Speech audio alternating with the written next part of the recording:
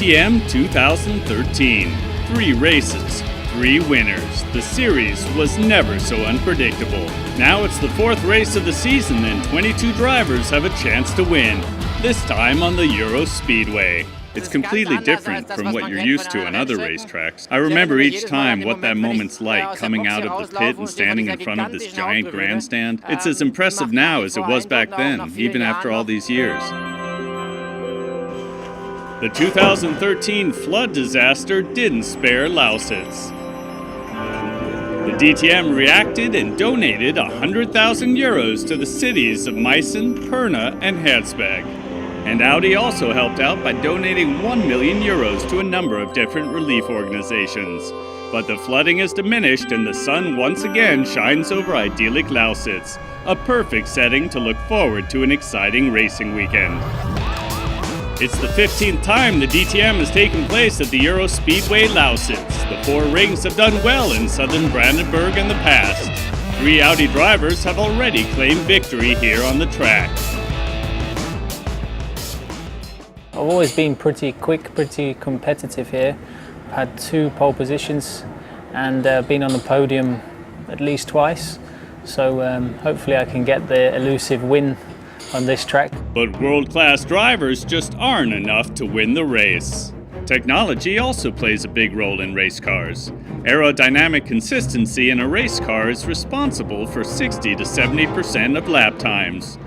The wind can be used in many ways, producing downforce, the applied force of the car, to drive quickly through the curves or focus on efficiency, reaching top speeds in racing, or attaining low fuel consumption in the series. Audi's classic stylistic element is the single frame. That's where we have the inlet to the engine, the driver's air supply, air inflow to cool the engine. And we also have other additional air control blades in that area, blades that generate more front-wheel drive for the car. Aerodynamics is one of the biggest changes compared to the old DTM. We have to divert all the air that enters the car, with the exception of the cockpit ventilation, out of the car at the very latest by this point here. We're currently driving in the DTM with the DRS, drag reduction system, which incorporates an adjustment mechanism. So if the driver wants to pass, he can press a button to flatten the wings here, which generates top speeds, and he can try to get ahead of the car in front of him.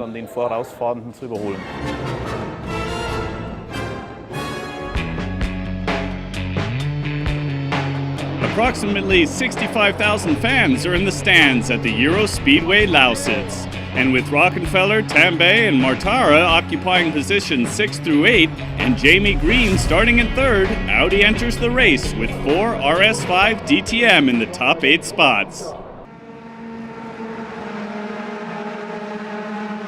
Shortly after the start of the race, Gary Paffett makes a move on the pole sitter Christian Vittoris, and Jamie Green's able to keep up with both of them. Once again, the tire strategy is a decisive factor to the outcome of the race in Lausitz.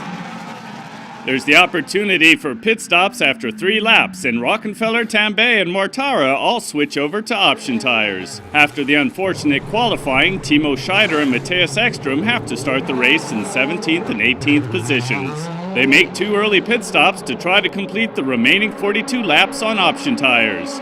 But the strategy doesn't work for Scheider, who finishes the race in 20th place. The option tires wore down and we ultimately lost 2 to 3 seconds, and it didn't make sense to keep driving on them, so we made a 3rd pit stop. After 24 laps in 3rd position, Jamie Green makes a pit stop, but it doesn't quite go as planned. The apt Sportsline driver loses valuable time and finally ends the race in 5th place. I think I drove well. The problem with the first stint on the option tires is that I was a bit too slow. Mike Rockefeller puts the pressure on Gary Paffett at the head of the pack. Rocky's making some good lap times, but the race is ultimately decided after his 2nd pit stop in the 42nd lap. The winner of Brands Hatch comes out just behind Paffett, and that's the way it remains until the end. Ultimately, the race at the Euro Speedway Lausitz ends with Gary Paffett in 1st, Mike Rockefeller in 2nd, and Christian Vittoris in 3rd.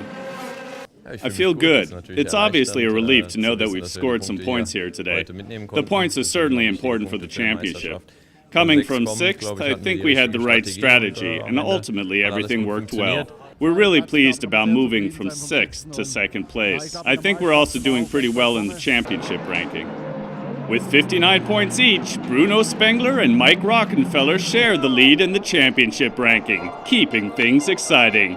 Now we're really getting to the important phase, where it's all about the championship. And of course, it's good if you're up front or even in the lead. The battle for points continues in mid-July on Audi's home track, the Norris Ring.